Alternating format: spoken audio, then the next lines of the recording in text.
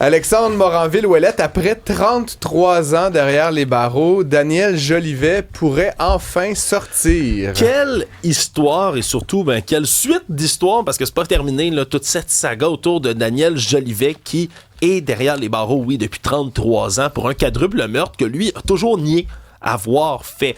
Et là, lui, à 68 ans, va pouvoir sortir, profiter d'une remise en liberté provisoire le temps que le groupe de révision des condamnations criminelles du ministère fédéral de la Justice fasse son enquête sur tout ça. Et ça peut prendre entre 1 et 4 ans. Ce qui fait en sorte que c'est assez long et qu'on veut qu'il soit en liberté pendant ce temps-là pour éviter qu'il passe encore d'autres années derrière les barreaux de plus que ce qu'il y a déjà 30 ans, purgé. Alex, t'imagines?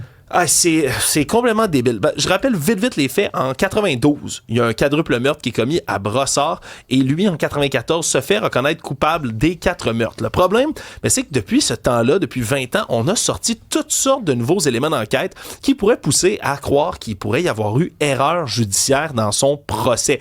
Par exemple, presque toute la preuve de la couronne, à l'époque, reposait sur le témoignage d'un délateur, un certain Claude Riendeau, un ancien policier qui était rendu dans le crime organisé. Le problème, c'est que quand il lui aurait dit ça serait passé dans un restaurant, il aurait dit de vive voix, selon Riendeau. Le problème, c'est que Daniel Jolivet, lui, a toujours dit « Non, moi, je passais des appels à ce moment-là, j'étais en train de téléphoner, ça se peut pas que j'ai été au restaurant. » Et effectivement, il y a des relevés téléphoniques qui ont montré qu'il passait bel et bien des appels à ce moment-là, et ça avait pas été communiqué à la défense pendant le procès. Imaginez-vous donc.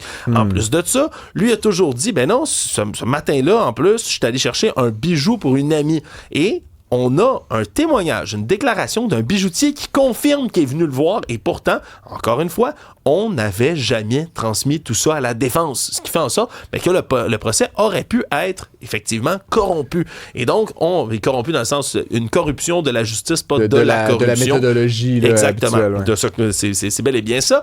Et donc, on a-tu droit à une compensation de l'État après 30 ans derrière les barreaux? C'est ça qui va être intéressant. Millions de dollars. Là, parce qu'en 2000, la Cour suprême avait rétabli un verdict de culpabilité pour Daniel Jolivet. Là. C'est pour ça que depuis 2000, on se comprend, ça s'est rendu jusqu'au plus haut tribunal du pays, puis il avait tranché en faveur de sa condamnation. Le truc, c'est que depuis ce temps-là, Daniel Jolivet, il aurait pu, à de nombreuses reprises, juste avouer les meurtres, puis il aurait pu avoir sa libération conditionnelle, mais continue de nier, dit « ce n'est pas moi, ce n'est pas moi ».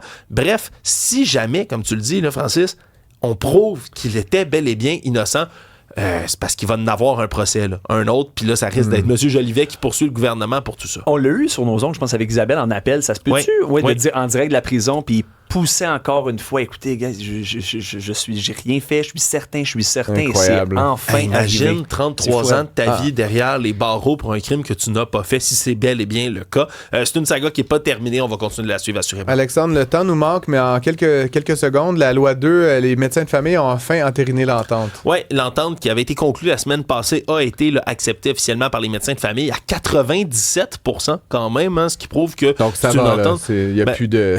c'est sûr que là, on insiste du côté du gouvernement Legault sur des gains extraordinaires, puis le fait qu'on a fait toutes sortes de progrès, mais dans le fond, on a reculé sur l'essentiel des éléments qui étaient prévus initialement dans la loi. Le docteur Eppel nous disait hier qu'elle allait quand même, au final, y avoir la prise en charge de 500 000 patients additionnels, puis ne serait-ce que juste pour ça, on peut se réjouir de ce dénouement, même si ça nous a coûté un ministre de la Santé, n'est-ce pas?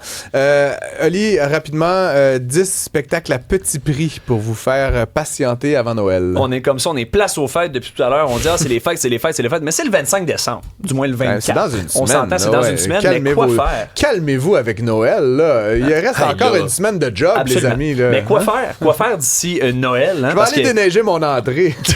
Francis workaholic en personne. Il y a des gens qui se disent, là, quoi faire? Je vais m'ennuyer pendant ces journées-là pour ceux qui ne travaillent pas. Hein, toi, je sais peut-être que tu travailles. Tu lis dans mes pensées. Absolument. Il existe 10 spectacles gratuits qui ont été sortis par le Journal de Montréal, qui ont commencé ça avec The Punk Rock Christmas, gratuit par contre ou à petit prix, je tiens à le mentionner. The Punk Rock Christmas Extravaganza. On a un petit extrait là, de Noël Punk qu'on peut écouter en arrière.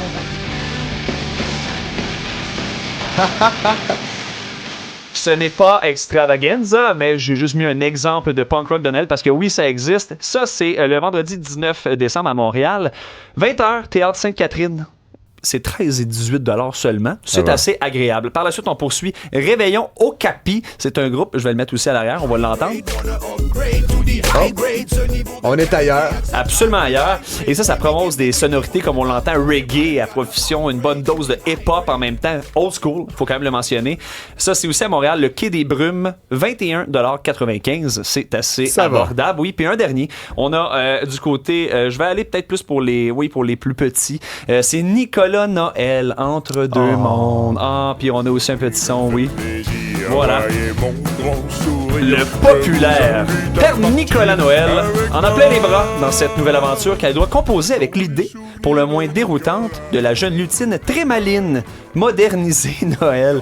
Elle sait où elle s'en va. Un récit actuel. Voilà ce qui est dit. Puis c'est au théâtre Marcelin Champagnat, au Collège Laval. 25,10 $. Donc des belles activités pour Très tous. intéressant. Sinon, évidemment, si vous me cherchez le 24 décembre, je serai au cinéma pour aller voir Zootopia 2, évidemment. Et t'acheter un serpent. Je m'ennuie de Julie Hopps. Qu'est-ce que vous voulez que je vous dise? Ben oui. Donc, il fallait que je la retrouve après avoir vu 75 fois Zootopia 1. Chez vous, Zootopia 1, c'est ouais, comme le film Zootopia, culte. c'est un truc, là, ouais. Fallait effectivement. Mais c'est un deux. très bon film. C'est un très bon film, honnêtement. Si ça vous tente de célébrer la diversité des talents et des compétences et la paix dans le monde. C'est un très beau film. Zootopia comme l'utopie, hein, n'est-ce pas? Dans un zoo. Là, c'est le 2. J'ai très hâte de voir à quoi ça ressemble. Bref, merci pour ces Ça fait plaisir. recommandations. On se retrouve dans quelques instants, messieurs.